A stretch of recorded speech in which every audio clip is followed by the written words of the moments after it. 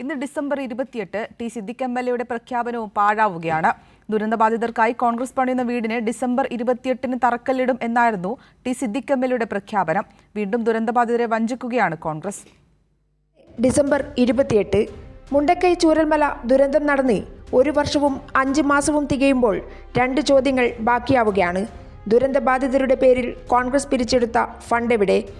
KPCCയും രാഹുൽ ഗാന്ധിയും യൂത്ത് കോൺഗ്രസും വാഗ്ദാനം ചെയ്ത 230 വീടുകൾ എവിടെ?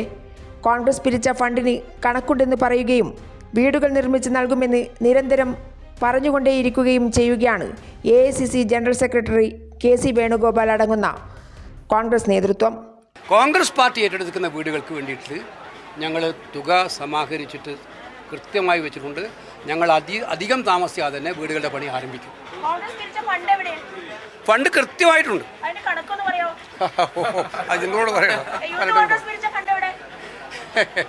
ശരി, ഓക്കെ, താങ്ക് യു.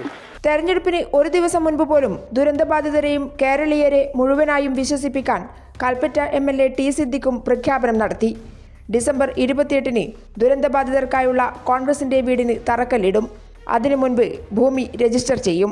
ഈ മാസം രജിസ്ട്രേഷൻ നടപടികൾ പൂർത്തിയാകും. ഈ മാസം തന്നെ കോൺഗ്രസ് ഭവന പദ്ധതിയുടെ തുടക്കം കുറിക്കും. രജിസ്ട്രേഷൻ നടപടി കഴിഞ്ഞാൽ സ്ഥലം പറയും. സ്ഥലം ഞങ്ങൾ കണ്ടെത്തി, സ്ഥലത്തിന്റെ അഡ്വാൻസ് കൊടുത്തു. ഞങ്ങൾ അതിന്റെ ലീഗലായിട്ടുള്ള എല്ലാ ഫോർമാലിറ്റീസും ഞങ്ങൾ പൂർത്തീകരിച്ചു.